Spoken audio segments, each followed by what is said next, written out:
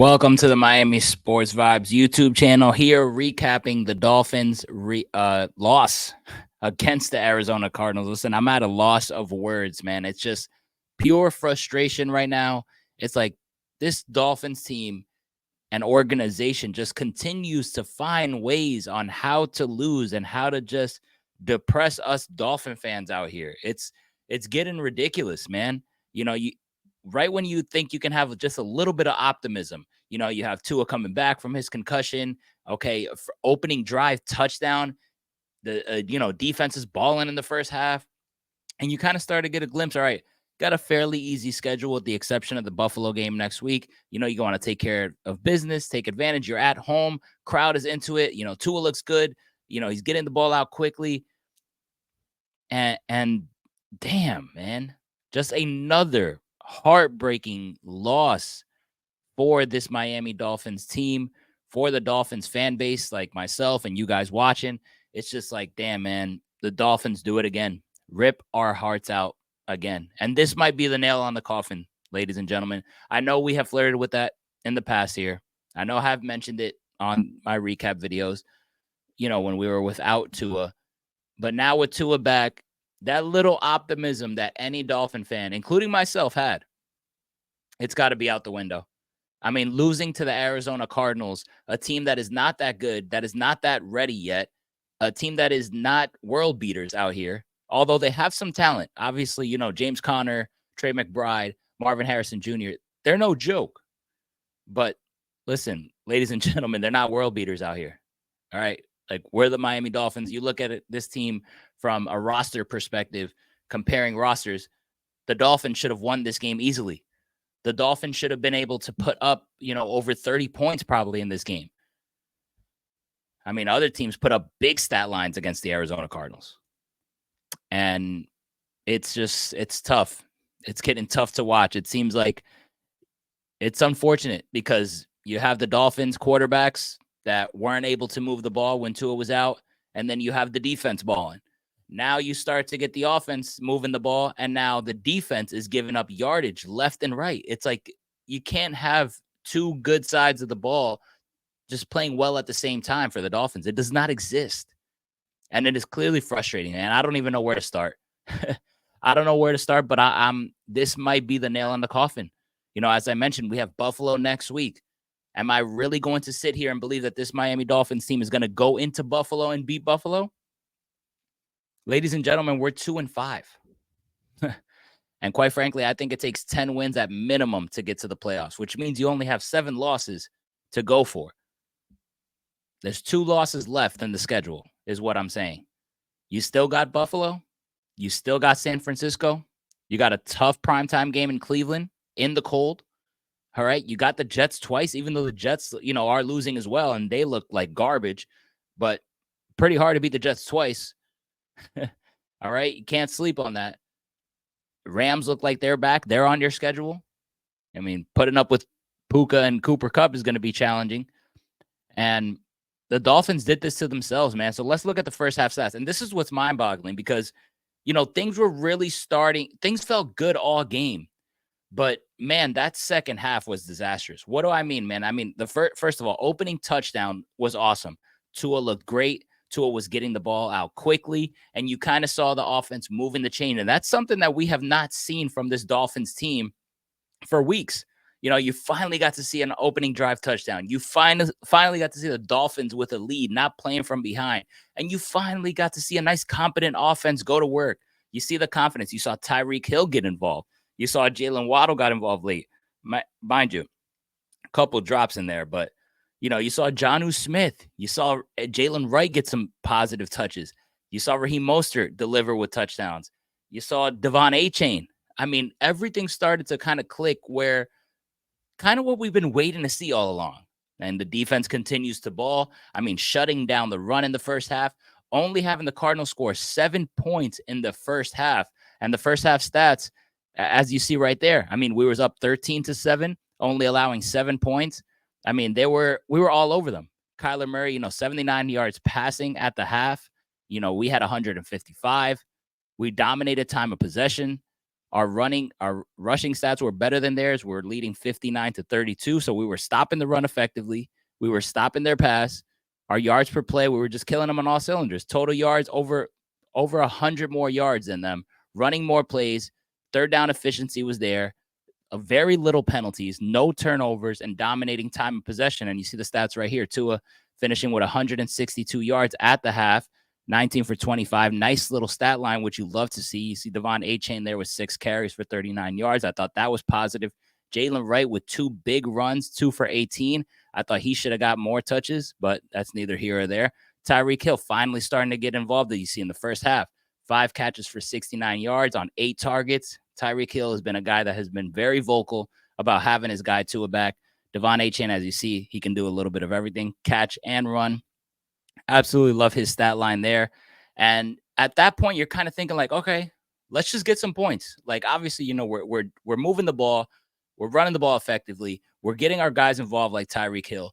Tua is playing a nice little smart game. What could go wrong? Defense just has to do what they've been doing all year.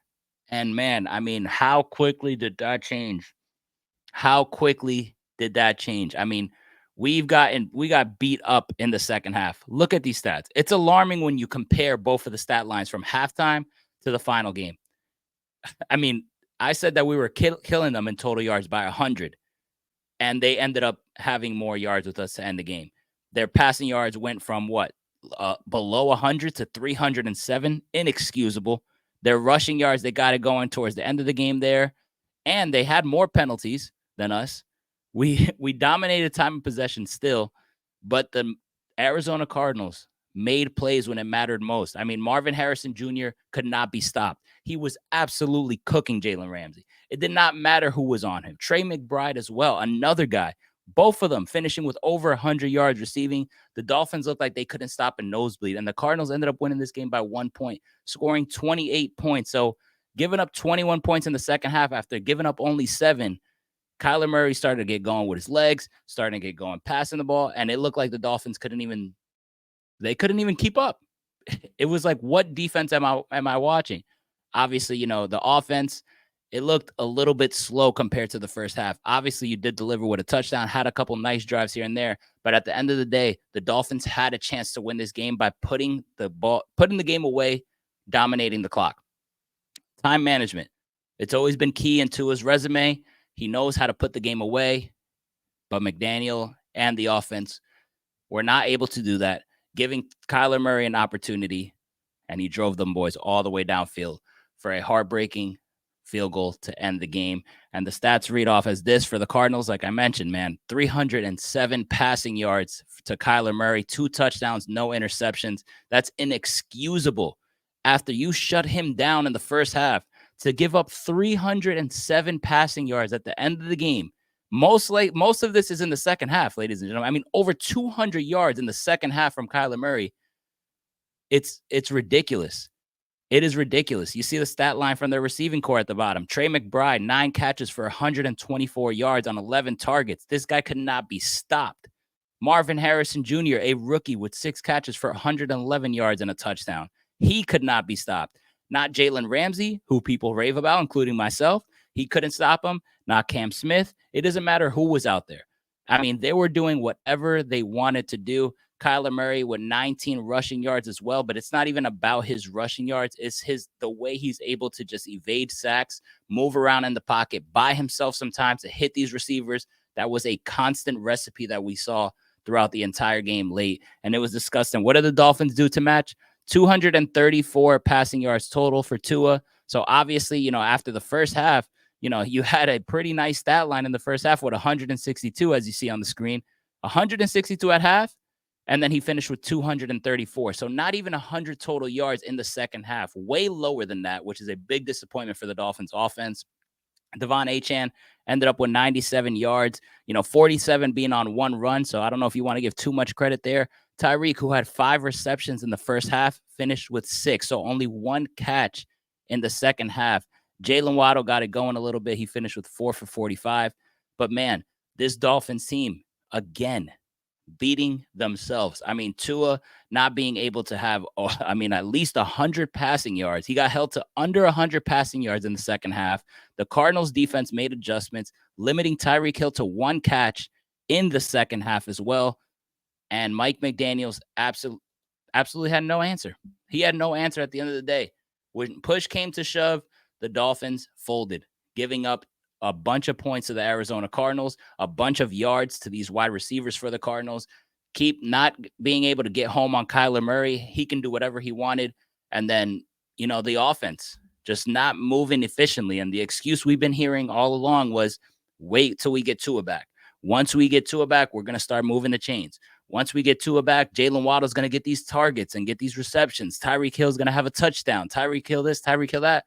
All of this hype that Tyreek was talking all week, that Jalen Waddle was talking, that the whole media outlet was talking about Tua, man, all of this stuff.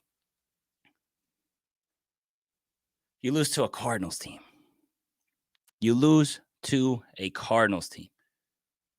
Your defense gives up all of those yards, and Anthony Weaver has been doing a terrific job. This is what I don't understand. The defense has been doing terrific all year long, and then to give up over 200 plus yards in the second half to Kyler Murray, and then Tua, on the other hand, couldn't even get 100, not even half of that. We got punked yet again. And this time you can't make the excuse that we didn't have a quarterback, because that's the excuse that I was making all along. And now you have your quarterback back and you're playing a team that is mediocre at best in Arizona, and you fold. 2-5, ladies and gentlemen, are the Dolphins. Guys, please subscribe if you haven't. Please like the video if you could to support the show. Let me know in the comment box how you're feeling, Dolphin fans. Are you ready to put the nail in the coffin? Is this Dolphin season over to you? Let me know in the comments below, because I think I am almost right there throwing in the towel. And that is because with Buffalo next week, I'm assuming that's a loss, and you're 2-6. You're telling me you can't lose more than one more game after that? It's looking dicey. Trade deadline also coming up. Will this Dolphins team even stay together for the whole season? A lot of interesting things are going to be happening now. Listen, did they play better? Yeah. All right. But they still lost. And a loss is a loss. Dolphins fall to 2-5. Buffalo next week. Dolphins lose this one 28-27 at the hands of Arizona. Man, it is sad. Tune into the live stream on Tuesday, 8 p.m. I'll catch you guys there. On to Buffalo we go.